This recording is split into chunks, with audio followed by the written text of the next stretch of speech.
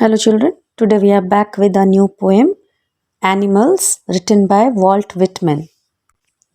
In this poem, Animals, the poet praises animals as he considers them better than the humans in many ways. They possess certain qualities which humans or we can say that any of us do not have. And the poet wants to live among the animals. He desires, he wishes to live with the animals and experience a life in which no one complains and where they are free from sins and sorrow and are self content. Indirectly, we can say the poet praises the animals, their qualities, their behavior with human beings, and wants that these such great qualities should also be possessed by the human beings. He also believes that long back humans had these qualities, but with the pass of time, they have lost them due to various factors of modernization. The theme of the poem is not to praise how good animals are, but to compare the humans with them in order to highlight the flaws of their nature. Let us start with the first stanza. I think I could turn and live with animals. They are so placid and self contained. I stand and look at them long and long. Now, the word placid means calm, जिसको हम लोग बोलते हैं शांत, and self contained means self complacent. In this stanza, the poet desires, wishes to turn into animals and live with them as he is very impressed by their calmness and the purity of their mind. Okay, so here actually what happens, they are at peace with themselves, living in their natural habitats and they never complain. Due to these qualities of the animals only, the poet likes to stand and look at them.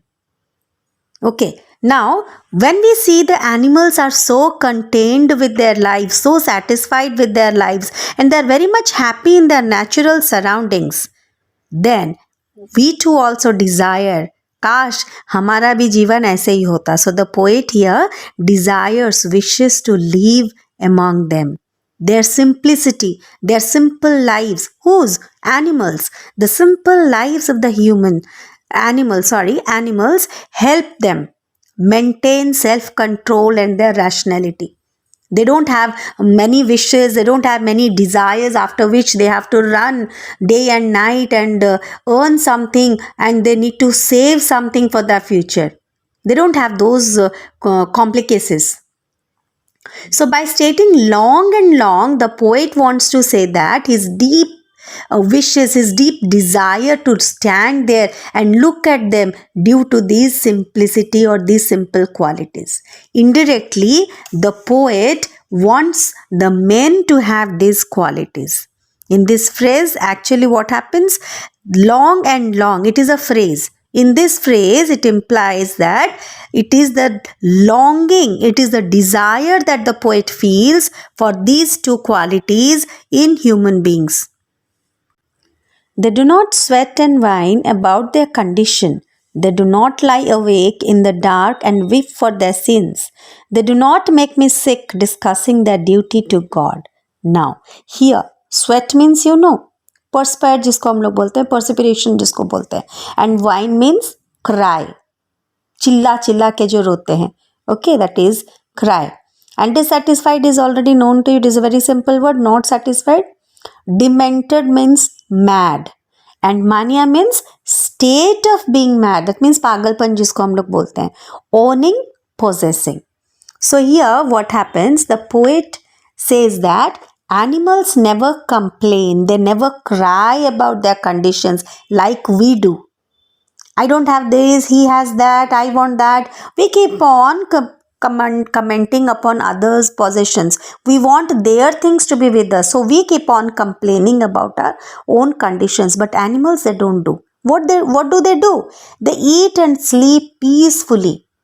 While humans, because of these complaining attitude or desires or wishes, we keep on complaining. We don't have that peace inside our mind. They also commit sins knowingly and complain and can't sleep due to this continuous thought, continuous desire of wanting something.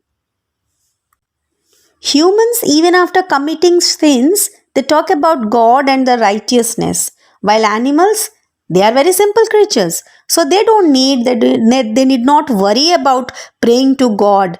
The poet here means that animals are so pure that they do not pray to God for forgiveness, or they don't ask God to fulfill their desires like humans. Now, if you have an exam, then we keep on praying, Bhagwan ye mera pass karwa dena, अच्छे marks de dena. If we have an exam to complete or to cover up, then we keep on praying in front of the God. Please give me good marks. I will give you these things. मेरा pass करवा देना. मैं इतने रुपये का प्रसाद चढ़ा दूंगा. But animals, they don't have the things to do so. The poet here says that animals are so pure that they need not pray to God for forgiveness, or they need not keep on asking to fulfill their desires like human beings. Now, the next stanza. Not one is dissatisfied, not one is demented with the mania of owning things. Not one kneels to another, not to his kind that lived thousands of years ago. Not one is respectable or unhappy over the whole earth. Animals do not possess any material things like human beings, and they are always happy and self satisfied without any wishes, without any desires for the worldly items. And these desires only, who has? We human beings have. The desire of which has affected human beings very badly. What are these desire? Desire to own things has been called madness, we can say, by the poet. Whereas animals, if we compare, animals are free from habit of praying to their ancestors even. Animals do not possess things like the humans and are always satisfied with their owning things. But whereas on the other hand, we can see that humans, they have a lot of things, they possess many things, still they are dissatisfied and they crave for more. So the poet calls this craze for owning things as madness. Animals do not need to pray their ancestors as we human beings do. Why? Because they don't have any wishes, they don't have any desires to be fulfilled by others. We can say that also. So when the poet says not one is respectable, he means that since all of them are equal, there is no question of respect to some and insult to others. Animals are not disrespectable and unhappy to anything. They do not need to respect one of their kind and to insult the others as we human beings do. They are satisfied with themselves and they know that all of them are equal. And all these features of animals make them happy and uncomplaining. So they show their relations to me and I accept them. They bring me tokens of myself, they evince. They plain in their possession, I wonder where they get those tokens. Did I pass that way huge times ago and negligently drop them? Tokens means sign या फिर निशान या फिर जिसको बोलते हैं कोई चिन्ह जिसको हम लोग बोलते हैं. And evince means show. Plainly, you know, it is clear. And possession means to possess something, keep something. Negligently means carelessness. So the poet says that animals show their relations to him. So they show their relations to me and I accept them. It means animals seems to have what the human beings had once. That means long ago back. The poet feels that animals represent human beings in some ways. That means the animals seem to have what human beings had. What are those? That is the virtues like kindness, self-satisfaction, self-contentment, innocence. These were also possessed by the human beings sometimes back. And what do they symbolize? This symbolize that they have lost values of the human race. These are the values, good values, we can say, virtues that human beings have already lost. Why this is lost? Why the human beings have lost this type of good qualities? Because they are craving for more and more. They desire more and more. He believes that the civilization has corrupted, the modernization has corrupted human beings, and instead of teaching values to them, it has taught them to become greedy. These remind the poet of the qualities, the lost values of the human beings, which has made them sinful. Once they have lost the virtues, they have become sinful. Instead of teaching good virtues like kindness and innocence, self-contentment, they have taught them the worst qualities, that is greedy, we can say. Everything we want for ourselves, we don't think about the other people.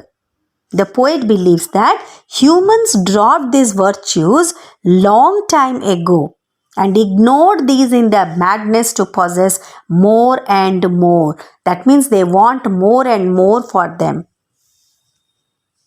Now we are going for the poetic devices that are used in this poem. Okay, first thing is rhyming scheme. It is a free verse. No rhyming scheme is used here. It is completely a free verse. Okay.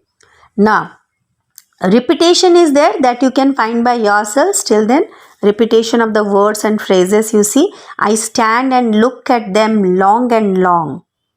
It is in the first stanza itself. They do not. I hope you must have got that. That is second stanza. They do not sweat. It is repeated there. They do not. That is a repetition here continuously. And not one. Not one is dissatisfied. Okay. Now alliteration, that is in repetition of the initial consonant sounds in the same line. They do not make me sick. Again in the second stanza you can find that. I wonder where they get those tokens. Just now we completed tokens. That is fourth paragraph. With this we come to the end of the poem Animals.